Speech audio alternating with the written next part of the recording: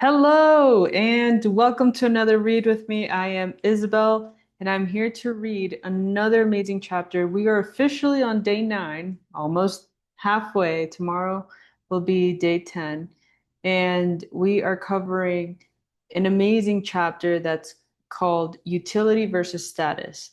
Now, this book, The Art of Spending Money by Morgan Housel, has been fan-freaking-tastic. If you haven't checked out the links in the description. Check them out.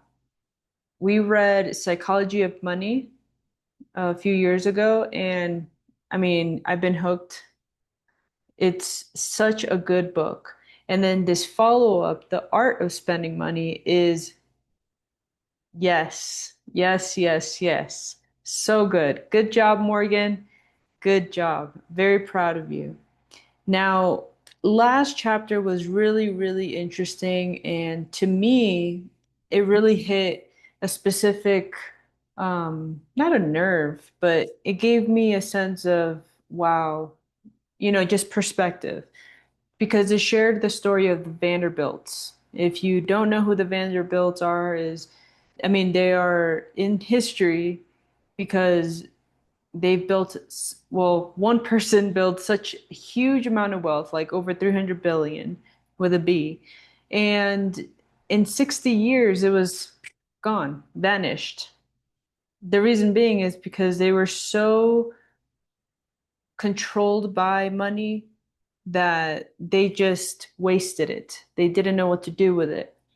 And that's really sad. When something has so much control over you that you're no longer able to live a normal life where you feel fulfilled internally, authentically, and genuinely have connections with people because, they're not after your money, they're not after anything, they're just in it for you.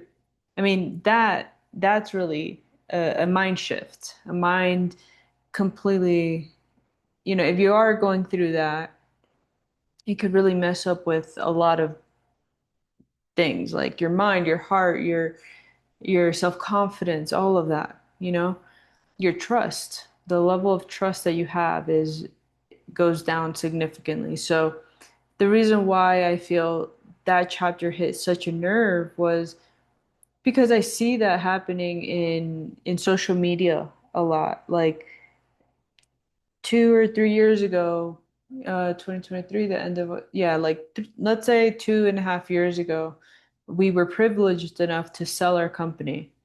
And 5 years building it, we were on social media. Like that was our way of getting clients. We didn't use any ads. We had a huge team, and it was a one-to-one connection to people all over the world. And it was before it got so intense now where I feel actually now things are shifting. Like people look more for authenticity. But back in the day with Instagram, Facebook, LinkedIn, whatever, you had to have social proof. So like whether it was the nice car, whether it's the fancy trips, whether it's this new thing that we bought or this new investment we made or this show that we're going to, all these different things, like it had to show that we're legit, like we're actually making money. And there was a side of me that it was never fake for us because we don't align to that. But just the need to show it all the time, it was so exhausting for me. So, once we sold our business, actually like maybe 6 months before we sold our business, we weren't technically allowed to do any business in the business for it to sell. So it gave me, at least myself, an opportunity to disconnect. And for like over 2.5 years, I was off Instagram.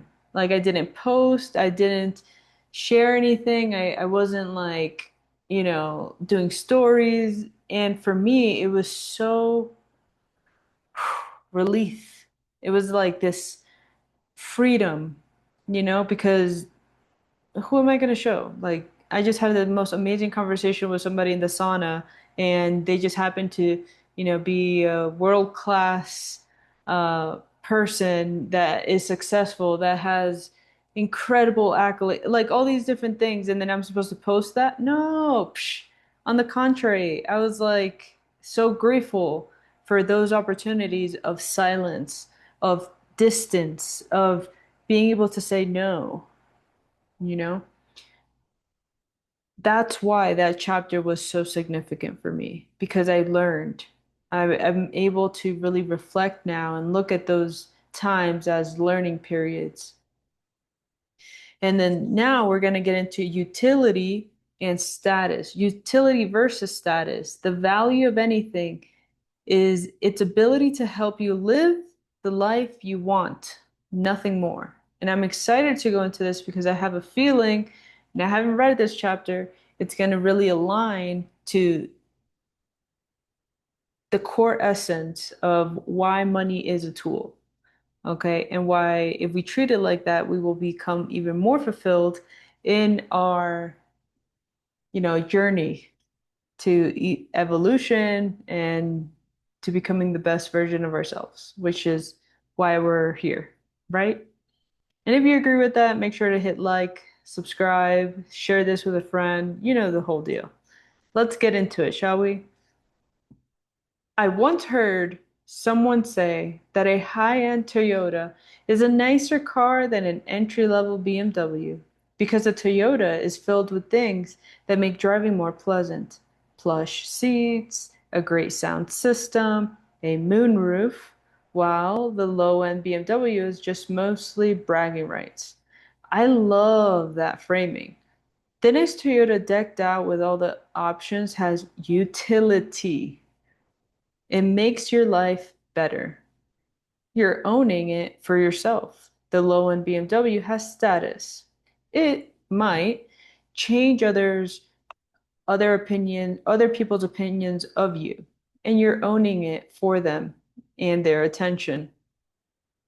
It's such an important distinction to make when spending money, maybe the single most important one, because it gets to the point of whether you're using money as a tool to live a better life or as a yardstick to measure yourself against others. An imperfect model I use in my own life is thinking like this. If my family and I were stranded on an island with no one else around us to notice us, and we couldn't have any material goods we desired, what would we own? In this situation, you would instantly value utility over status. You'd value comfort over appearance, the right fabric more than the right logo, function more than brand, durability more than prestige, practicality more than size, a great view over a prestigious zip code, and social interaction more than social hierarchy. You'd want a high-end Toyota, not an entry-level BMW. You'd want utility over status. I'm not against buying things just for status. Fitting into your chosen social group is an important part of your happy life, and the social benefits of high status can be enormous for those who pull it off. What I find fascinating are cases when people confuse the two, and it's so common. People sometimes think that they're buying something nice because it will make their life more pleasant, comfortable, interesting, or fulfilling. But annoyingly, what they're paying for is a chance that other people will look at them, ideally in a positive light. With everything you purchase, it's vital to identify which is which, why you actually want to buy this thing, and realize that each offers a very different outcome and benefit. Billionaire Bill Koch said one of his brothers collects money, another collects women. He prefers wine. Koch cellars once contained a world-class collection of over 43,000 bottles. He loved it. You can taste the love of the vintner, he says, calling drinking rare wine drinking history. That amounts to a religious experience. Some of his bottles were the finest and rarest ever sold. He once paid 400,000 for four bottles of wine allegedly owned by former President Thomas Jefferson. The bottles have Jefferson's hand signature scrawled right on them. When he heard they were for sale, he said, I gotta have that. And that was that. It was an amazing treasure he enjoyed showing off until historians from Jefferson's estates told him the bottles were entirely fake. Thus began a research project to authenticate his wine collection. He hired a private investigator who discovered, which perhaps will not surprise you, that several hundred of his most expensive and coveted wines were actually cheap fakes. Counterfeit wine is a massive business. Same with counterfeit handbags, sunglasses, shoes, and jewelry. The National Crime Prevention Council says it's a $2 trillion industry of counterfeit goods that are sold worldwide each year. The largest illicit trade in the world. Jeez, wow. A big part of the reason counterfeits have proliferated in the recent years is because scammers have become so good at making authentic knockoffs that even experts struggle to identify. It's such a curious thing when you think about it.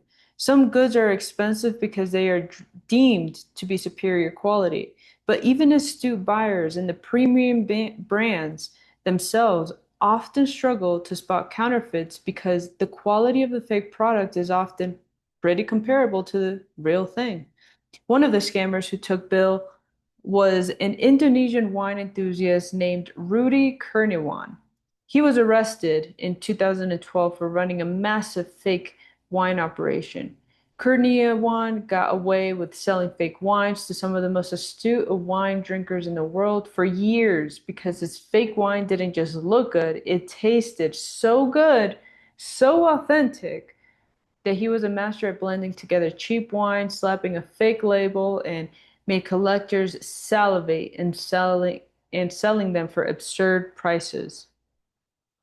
The same thing happened with fake handbags. In 2016, a woman was sentenced to prison for buying 400,000 worth of handbags from department stores, returning the identical counterfeit handbag to those stores and reselling the real ones online.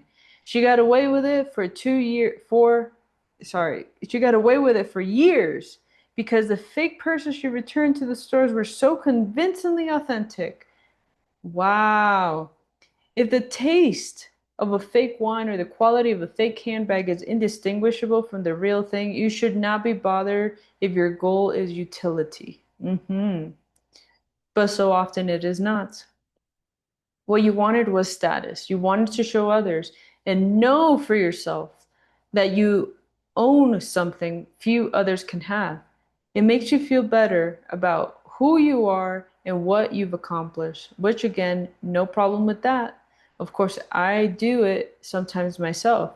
But buying a thing for its utility versus its status offers a totally different experience and outcome.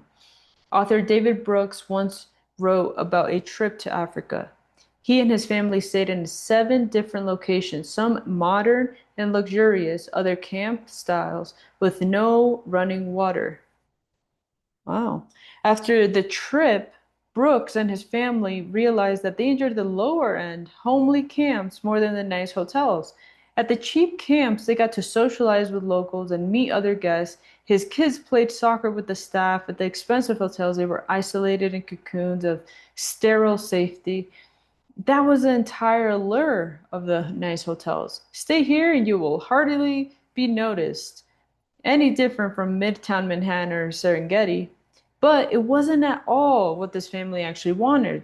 The pursuit of luxury and perhaps status detracted from the utility of the trip. Utility being hijacked by the pursuit of status is so common in everyday life. Think about the burden of maintaining a house that's so big than what you actually need, or the stress you feel from buying a nice car that you can barely afford. Status devouring utility is one of the most common frustrations of modern spending. People are often so bad at knowing how to spend their money. When we get some extra income, we spend it on privacy, space, and refinement. But suddenly we look around and we're on the wrong side. of what actually makes us happy from what makes us look at you, what makes other people look at you. Thinking status is worthless isn't the point. You can actually be disaster. It can actually that can actually be disastrous if you don't care what anyone thinks of you. There's a decent chance that no one thinks about you. You'll find yourself cut off from social world that can be the most important element of happiness in your life. But you might find valuing utility more than status important for two big reasons. Buying things for their utility gives you the ability to express your own identity, while chasing status often makes you conform to others' identity. That's strong. Let me read that one more time for you. Buying things for their utility gives you the ability to express your own identity, while chasing status often makes you conform to others' identity. Almost by definition, the pursuit of status is the pursuit of showing other people what they want to see. That can be dangerous in a world where people are so different, different in taste, different in goals, different in skills. You can find yourself spending so much time and money putting on a performance for people you don't even like because they're so different than you are, especially when you're honest about who you are, what you want out of life. Conforming to others' views is a sacrifice that has a real but hidden cost in life. Utility, by contrast, is deeply selfish in a beautiful way. Your top goal becomes bettering your own life and those you care about. The opinions and attention of others will be damned. As a writer, I've always believed in what I call selfish writing. I write for an audience of one, which is me. I write stories I find interesting about topics I find useful without wondering if readers will feel the same. Not only is it more enjoyable, but I think it produces better work. The common writing phrase, know your audience, can quickly turn into shamelessly pander to your audience in a way that ruins a lot of writing. The same idea can apply to so much in life, including how you spend money. When you value utility over status, what actually happens is that you value individuality over conformity. I love that.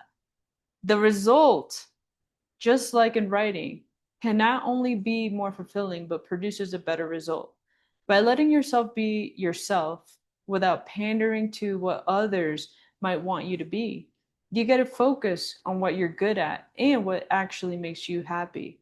Give it a shot, and you'll probably find that you're extremely talented at being yourself, but a poor actor of what you assume other people want you to be. The pleasure you get from utility can be more durable than pleasure gained from status. The key to success in so many areas of life is endurance and longevity. I'm not interested in anything that's unsustainable. Spending money on status can be rewarding, but it's often short lived. Even when you're successful at gaining others' attention, you often just immediately shift your gaze to the next notch higher on the social hierarchy in a way that leaves you no more fulfilled than you were before. Status is fickle, and that trends society and the trends society measures you by change every few years. So forcing yourself to adapt, whatever the cause, it's not a cheap game. The brain is also very good at answering whatever questions you throw at it and constantly flooding your mind with thoughts about whether you're impressing other people. Is it a fast track to feeling that's a fast track to feeling inadequate and insecure. Utility spending tends to be more durable. I have no idea what kind of things will impress other people 10 years from now, but I know with a near certainty that I will value comfort, dependability, convenience, and most importantly, spending quality time with the people that I love and admire. I wrote my book, same as ever. The things that never change are important because you can put so much confidence into knowing how they'll shape the future, allowing you to invest heavily in them. And I know that when I'm 90 years old, I will value a home with a nice view and memories with my kids, so I can invest in the utility of those things provide. But certain things like clothes, jewelry, a big home, a fast car, what looks awesome today can look ridiculous and even embarrassing a mere year from now as you and society change. It's a simple idea that can profoundly shift how you think about spending money. Next, a haunting story about an actor's last words. Yikes. Wow. Wow, wow, wow, wow, wow. I love that chapter. And, I think I'm going to just make the decision right now. Once we're done reading this book, The Art of Spending Money, we're going to go into the other book that he wrote, Same as Ever, which I think he wrote before Psychology of Money. So it's kind of like going backwards, but that's the thing. It's a timeless piece of art that I love that he mentions that he's writing for himself. And it shows. It shows when someone is confident in what they want to share, do, provide into the society of the world, people connect to it because you add your sprinkle of magic into it, your originality, your authenticity, that genuine human to human connection because it's coming out of you. It's not based on other people's shenanigans, right? You are the creator. So you have the ability to design exactly what you want. And just like in architecture, design and function have to come together in a perfect harmony to create something of sustainability. So if you believe in that, make sure to like this video because that's what we're all about in this amazing Let One Voice YouTube channel. As you can tell, this is no fancy production. This is literally just me setting up and getting to work on this book because the repetition, the consistency, that's what matters. That's what matters. I don't need to set up a bunch of lights. I don't need hair and makeup to come in. I don't need none of that. My mission here is to read this book for myself. You're more than welcome to join in. You're more than welcome to enjoy it. And that's why it's an open invitation. However, if you're a projector, this is your invitation for you.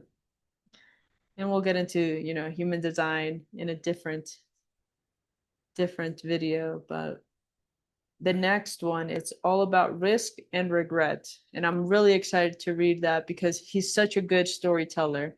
Morgan, shout out to you, kid. Love you. All right, let's get on to the next chapter. I'll see you in the next read with me. Have a beautiful rest of your day. Bye.